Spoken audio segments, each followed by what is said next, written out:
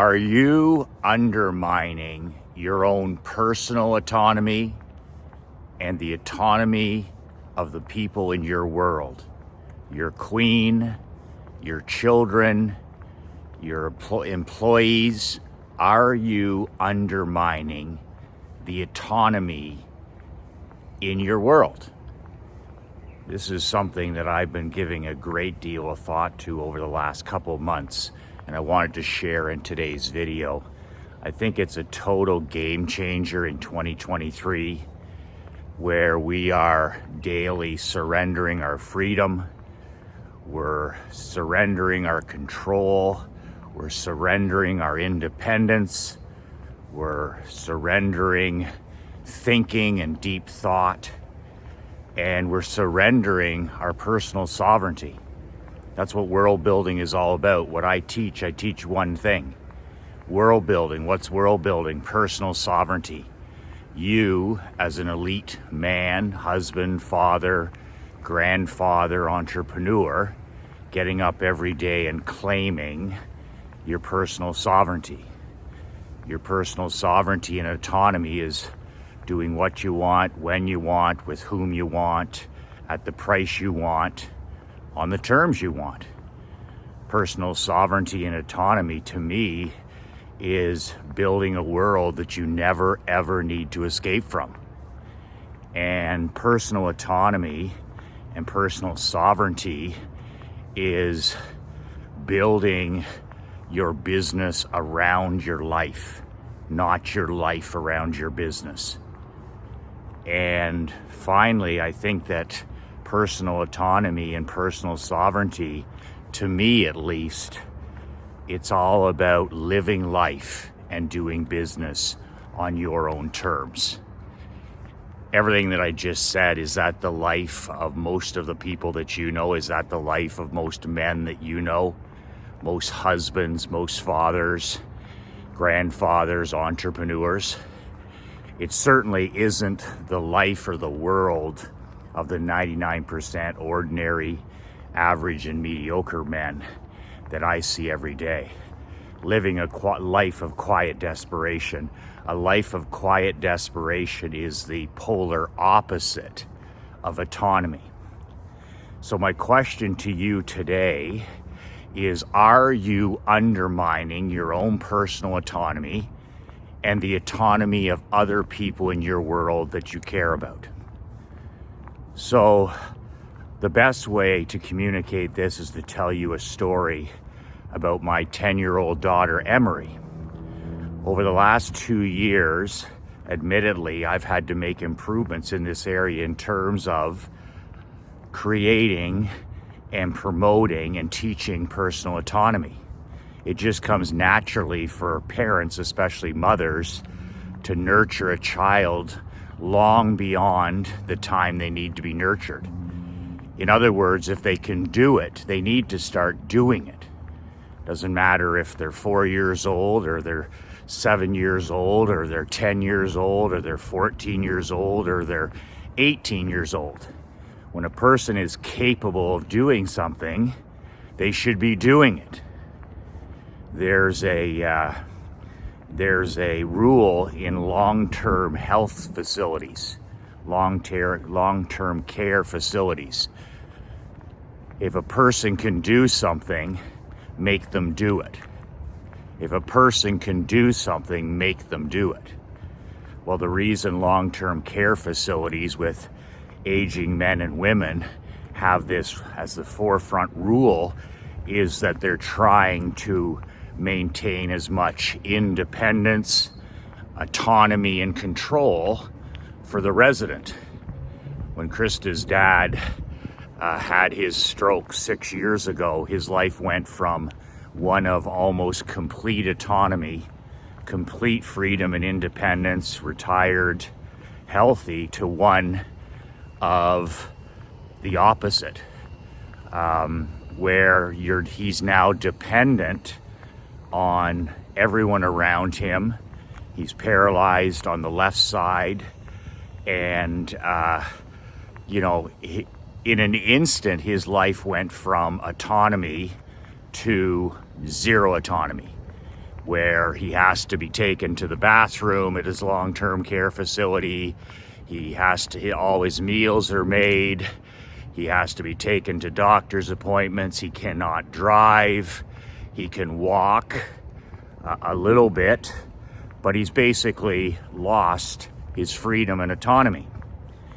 And it's interesting, when he had the stroke 6 years ago, he was immediately in the local hospital. He was in the hospital in Ottawa. And they told him after 2 weeks, they said to my wife, Krista, they said, your dad will never walk again. You know, he's doing okay. He'll be in a wheelchair. He'll be in probably in a long-term care facility, but he will not walk again. And he wasn't walking at the time ever since the stroke. So we don't take no for answers in our family. No is not an option for us. So Krista did some research, and to make a short story long, we chartered a private jet and we sent him to the Shirley Ryan Stroke Rehabilitation Clinic in Chicago. It's a place where angels rule the earth. That's where NHL, NBA, NFL players go that have suffered strokes. Anybody, young people, old people, rich people, celebrities. It just depends. Everybody from every different background. And we sent him to the Shirley Ryan Clinic. We chartered a air ambulance from Canada, and we flew him to Chicago for 21 days. That's as long as it takes. You can't stay there more than 21 days. You would think you could, but you couldn't, because they don't want to undermine the patient's autonomy. And I thought this was a magnificent distinction that I learned when I was there for a day. I noticed the wall colors. I noticed the all glass walls. They wanted sunshine pouring through. A stroke is a brain injury, right?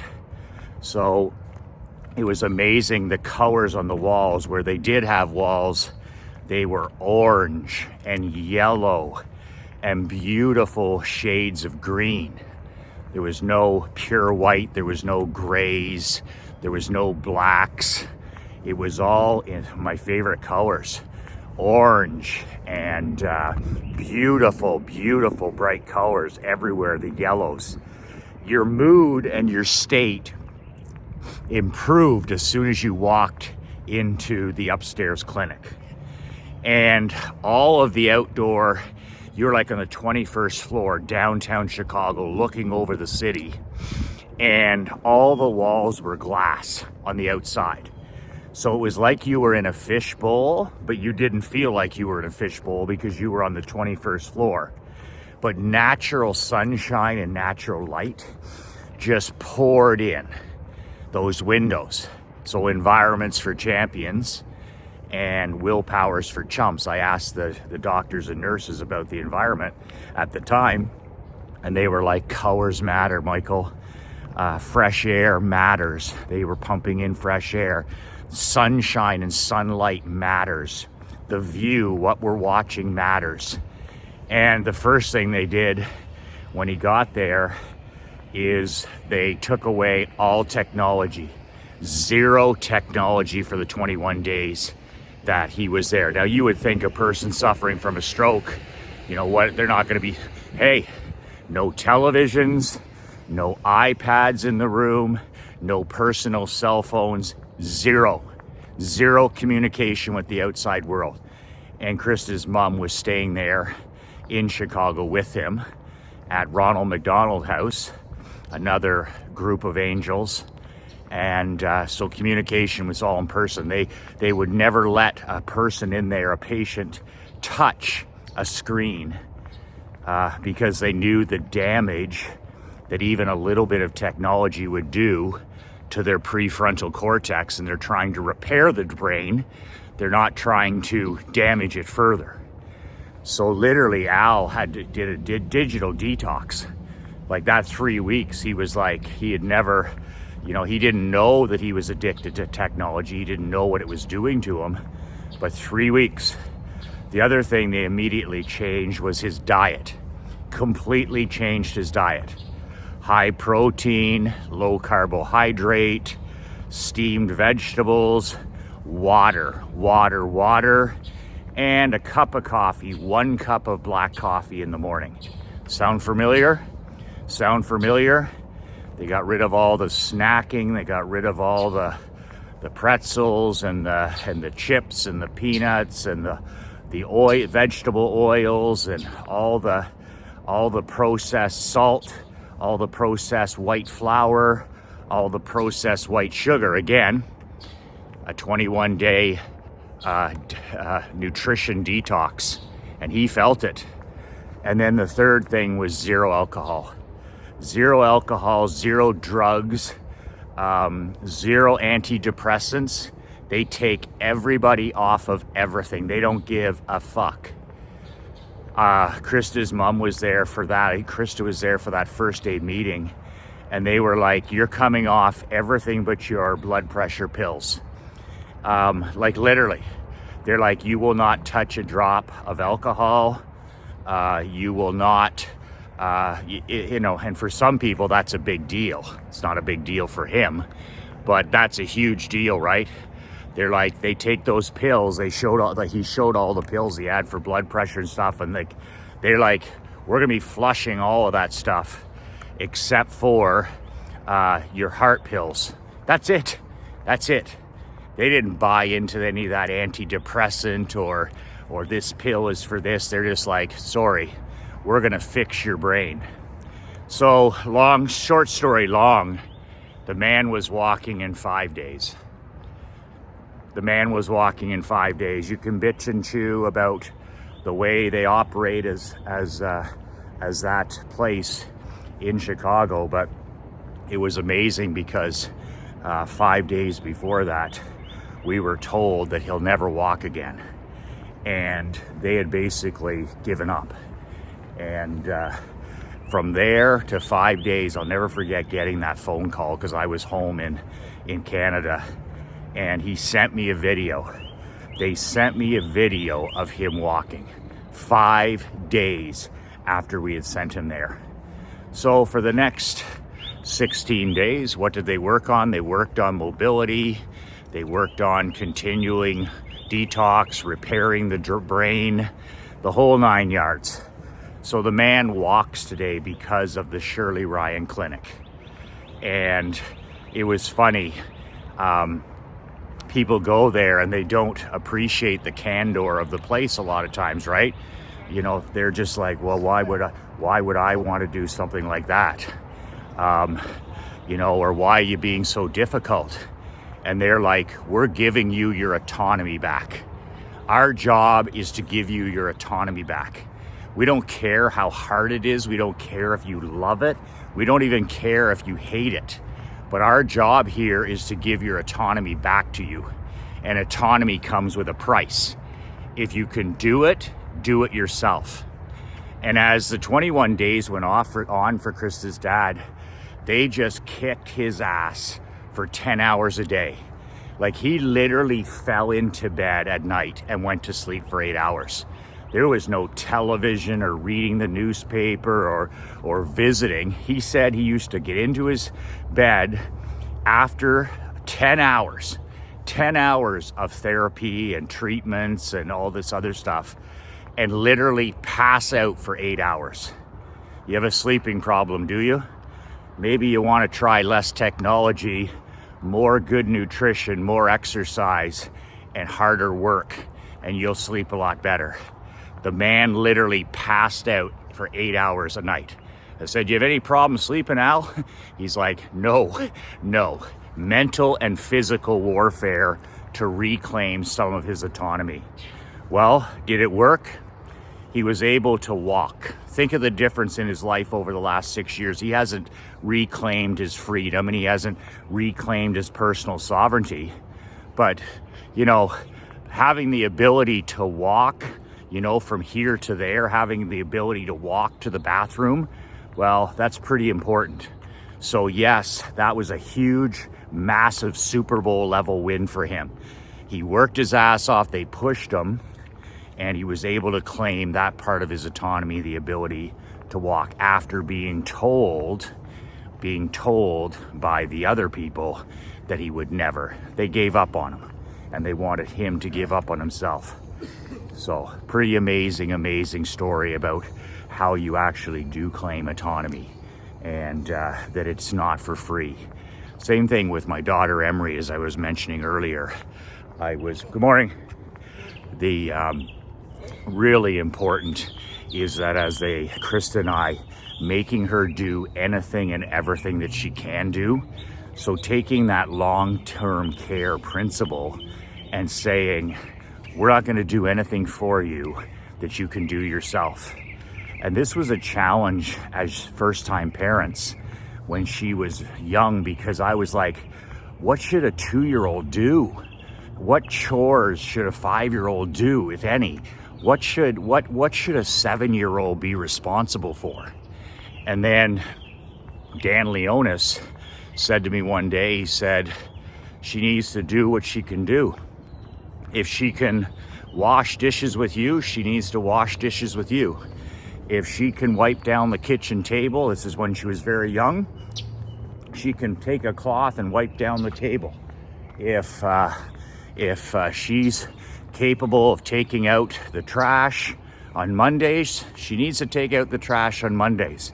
If she can tie her own skates, she starts tying her own skates. If she can make her own breakfast, she makes her own breakfast. If she can, make her own bed, she can make her own bed.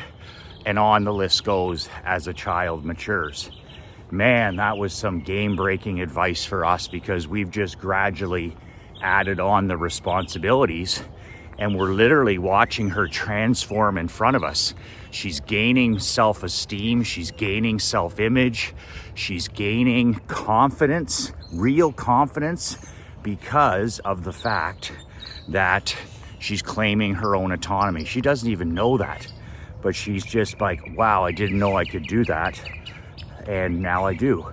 So that's how you build real self-esteem and real self-image, is by challenging people to do things they didn't think they could do, and then they do them. Are you undermining your own autonomy and the autonomy of people in your world? What about yourself? Every time you drive, every time you put your fat ass in that car and you drive and you go through a drive-through, undermining your autonomy. Get out, go into the restaurant, go into the coffee shop, talk to people, pay for your coffee with cash, hold the door for somebody, smile at the staff, thank that person who's making minimum wage, and get back in your car. But every time Uber Eats to your door, and you're sitting there and you don't have to leave the couch, and your food's brought to you, every time you press a magic button, every time you press a easy button, every time you use a hack, and I'm not talking about working smart, I'm talking about things that make you soft. Things that make you soft. Every time you do that, you may think you're winning, but you're losing. You're losing because instead of embracing hard and difficult, things that make us human and happy and have peace of mind, we're doing the exact opposite. So you're undermining your freedom. You're undermining your independence. You're undermining your control. You're undermining your personal sovereignty. What do you think this whole AI thing is all about? It's all about having the 99% think less. In other words, we haven't been thinking for 25 years. 99% of people have lost the ability to think at all. They can't think. They can't answer a question. They can't read. They can't answer a text. They have a 3-second attention span. So now, what do you think artificial intelligence is going to do? Do you think it's going to help Goofy and the 99%? Do you think it's going to help the tomato crowd, the punch drunks already? They already can't focus. They already are sedated and medicated. They're already depressed and suffering from anxiety. They're already living in a black hole. So what do you think AI is going to do? Well, it's going to take it to the next level on purpose. It's another technology to reduce thinking and independence, autonomy. So, every time you go through that drive-through, every time you don't do things that you could do yourself, and I'm not talking about time management. I don't cut my own grass. I don't clean my own pool. But you know what? I couldn't do those fucking things. I ran a grass cutting company for an entire summer. I cleaned my mom's pool for 15 years when I lived at home. I can do those things. Can your children change a tire? Can your children make breakfast for the whole family? Can your son or daughter, can they make lunch or dinner for an entire family? Are they able to camp out, go camping, and build a fire and set up a tent and sleep outside? Are they able to survive outside of the comforts of their own home? Can they survive without a phone for a day?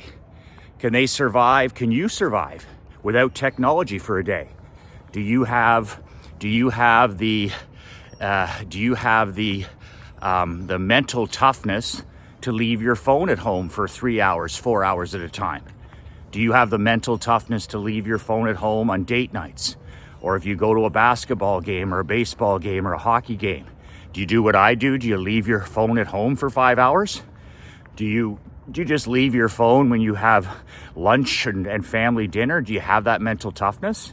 If not, you've just got in the habit of surrendering your autonomy. You're literally surrendering your autonomy. You're a slave. You're a slave to that device. You're a slave to the dopamine hit. You're a slave to that technology, and you're a slave to your clients and whoever it is that's texting you and messaging you. And it's piss poor positioning. It's the behavior of the poor. All that stuff in business is the behavior of the poor, right? My wealthiest clients, they don't give access by email or their cell phone or text to their clients. They're hard to reach. They're difficult to deal with. And that's the positioning they take that's the direct opposite of the 99%. But are you undermining your own personal autonomy with shortcuts and hacks and easy buttons? And there's more of it to come, right? It's not just sit down and bitch and complain because you can't find something to watch on Netflix. Oh, there's nothing to watch. Or your food comes to your door and it's 5 minutes late and you're pissed off at the driver. Or, if it's not at your fingertips on your cell phone, whoa, look out. Well, you're undermining your autonomy, right? Every day you're thinking less. Every day you're just chipping away at your freedom. Every day you're chipping away at your mental health.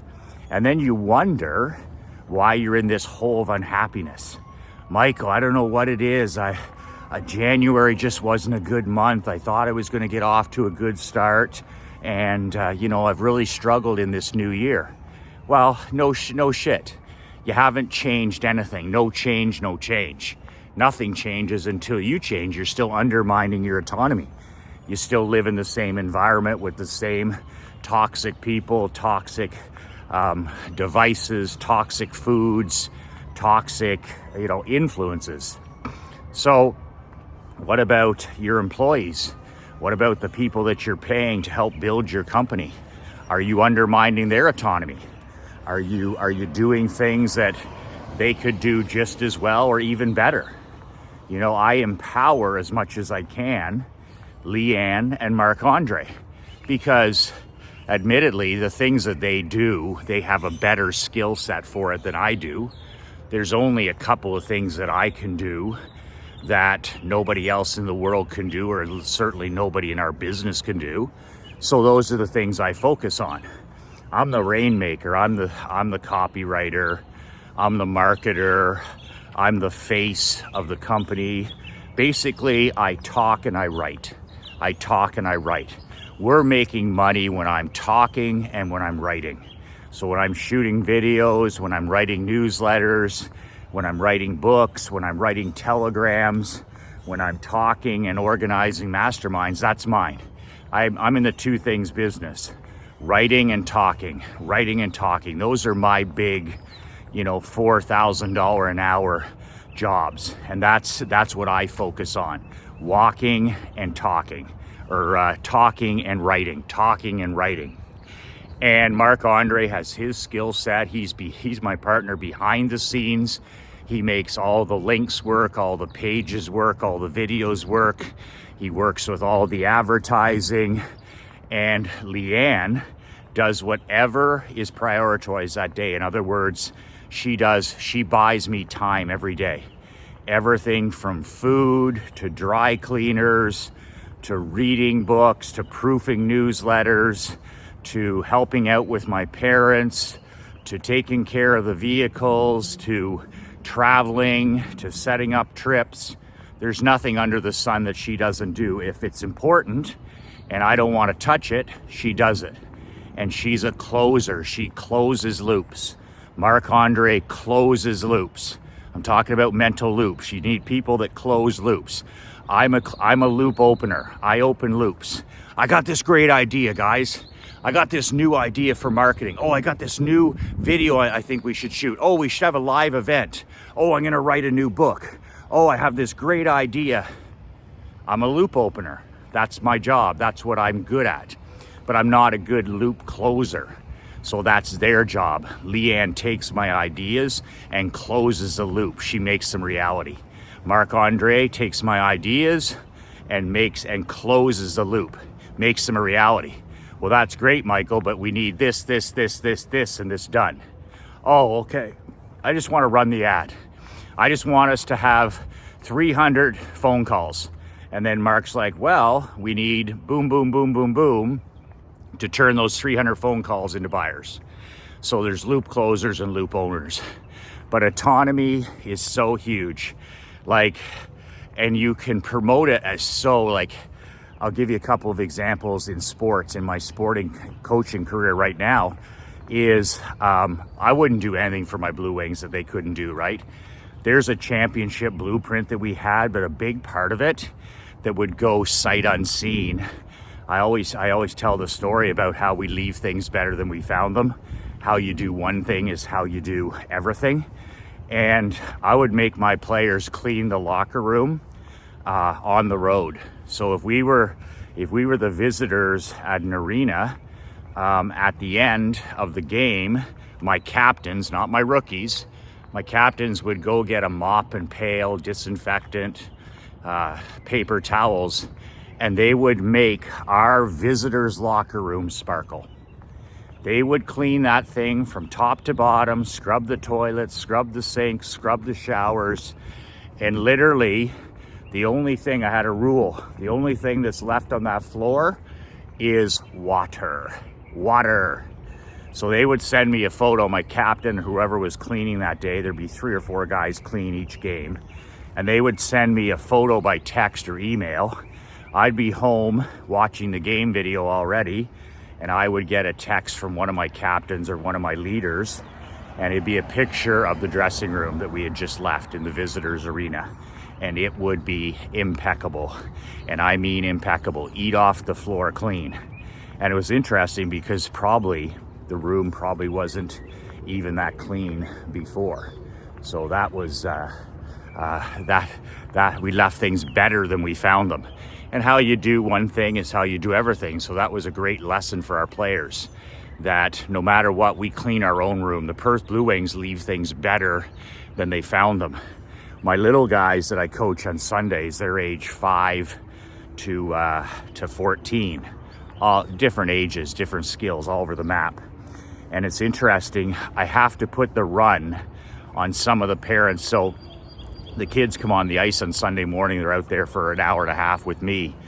And I'm teaching autonomy, right? I'm not really teaching hockey, I'm teaching physical fitness, I'm teaching winning, I'm teaching hard work, I'm teaching mental toughness, all of these different things, autonomy related. But it's so funny, every single year I have to stop and I have to go over to the bench. So all the stands are on one side in Perth. All the stands are on one side, the seats. And I turn and there'll always be a couple of mums or dads, and they're standing on the bench over here, the players' bench. And they put their kid on the ice and practice is going. Hey, we're going, go, go, go. We never stop. Pace, pace, pace. And I'll skate by and I'll say, your son or daughter will do better if you're in the stands. And it's amazing, like, what the fuck are you doing standing there? Like, honestly, what are you doing standing there? Like, I get it, you're a helicopter mom or dad. You know, you don't really know what you're doing. But head up to the stands, bury your face in your cell phone for the next hour and a half. But at least your kid won't skate by and see mommy or daddy standing 3 feet from the ice.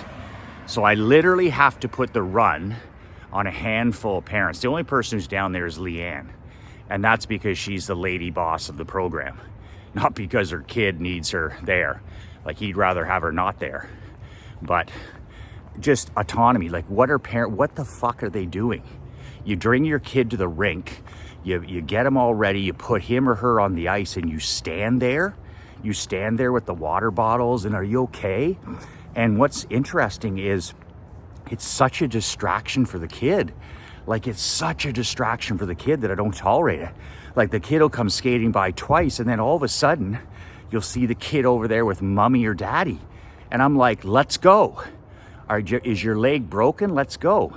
And I snap them out of it, and the parents, they go sit, oh, fuck. And I'm like, go up in the crowd.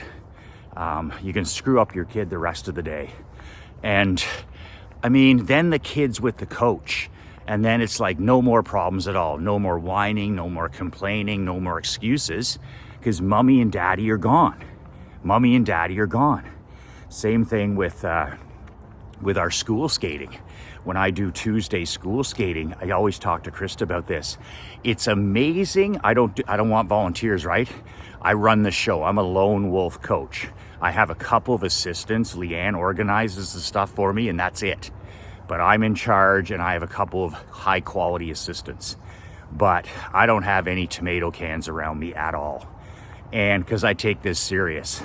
So you'll always get, would you like some volunteers with parents? And I learned, Dan Leonis told me the Einstein blueprint. He said, Michael, parent volunteers for anything you don't need if you don't have to have them. So he was dead nuts right about that. So I just run the skating program, but I do have a couple of volunteer fathers, right, to help me with Tuesday skating. It's great because the dads get to participate because normally they're, at work. So, and they're both great guys. But it's interesting to see there are two kids on the ice, which are girls, 9, 10-year-old girls. When their dads are out there, and sometimes they are and sometimes they aren't, the kid changes completely. And I have to crack on both of them to straighten them out in the first couple minutes because I know what's coming, right? I'm like, get your head in the game or get off the ice. Okay, work hard or you're gone. And they snap out of it. But that's because the old man's on the ice, right? Oh, are you okay? And all of a sudden you see, the son or daughter over there. My knee hurts or my skate doesn't feel good or I got to use the bathroom. And I'm just like, fuck that. And I'm like, I don't give a shit, right? I don't care that dad's there. I don't care that mom's there. I run the skating program and I tell those kids exactly what I'm thinking. Clear is kind, unclear is unkind.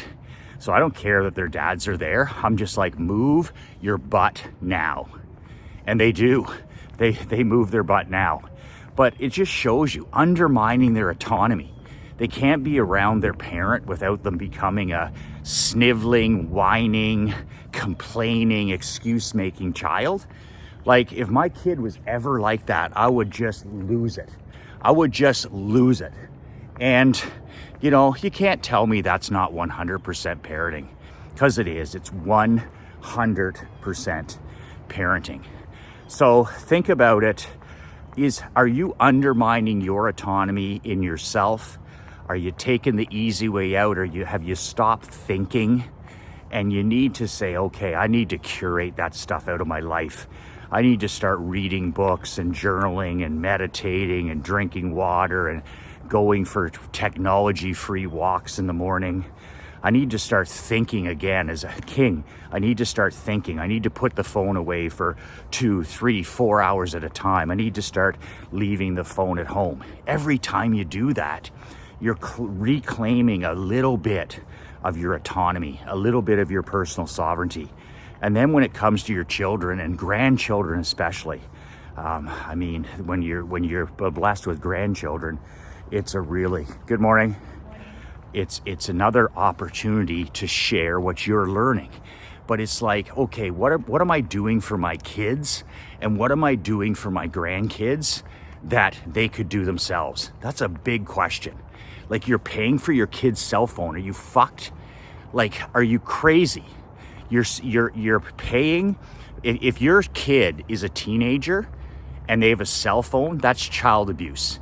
That's child neglect, and that's on you. But if you're compounding the problem by paying for it with your money, my God, child abuse. Why don't you just buy their liquor for them? Why don't you just buy their drugs for them? Why don't you sponsor their everything else that comes with it? Like, are you mad? Have you lost your mind? Have you looked around at the damage that's being done? That's your child's brain. That's your child's future that you're sponsoring. So cut that shit out. And if you're paying for anything in your kid's life and they don't have a part-time job or they're not earning it, you're just undermining their autonomy. Stop doing things that they can do themselves. What are their chores before they get to do anything else? What are their chores before school? What are their chores after school? What are their chores on the weekend? I mean, you have chores. Your wife has chores. I have chores. What are the chores that need to be done before there's any of this pleasure? Delaying pleasure, right? I'm out here walking, then I got to go to the gym, then I got to write, then I got to read before I have my pleasures, before I have my coffee. So really, really, really important. And then with your grandchildren, they'll be young kids. And man, you got a clean slate there to teach autonomy right from the word go. Putting toys away, cleaning your room, making your bed, pushing in chairs. Like, I just snapped the other day. Like, I don't lose my cool very often. I don't lose my cool at all in my house. But man, oh man, the other day, Emery didn't push in her chair. And it was a detail. Who cares, right, Michael? It's just pushing in the chair. That's the stuff you gotta jump on. That's the stuff you gotta jump on. She came home with a so-so report card, you know, good at this, not good at that. I didn't say a word. I'm like, she's gonna be an entrepreneur. She's going to have freedom and time autonomy. That's my job. I'm clapping for entrepreneurship. I'm clapping for fitness. I'm clapping for sports. I'm clapping for compassion. I'm clapping when she's empathetic. I'm clapping for when she reads. I'm clapping for hard work. But man, when she didn't push in her chair the other day, and I'd asked her like 3 different times during the week, I'm like, that's a standard. That's a non-negotiable. We leave things better than we found them. And the way you do one thing is the way you do everything. I jumped on that.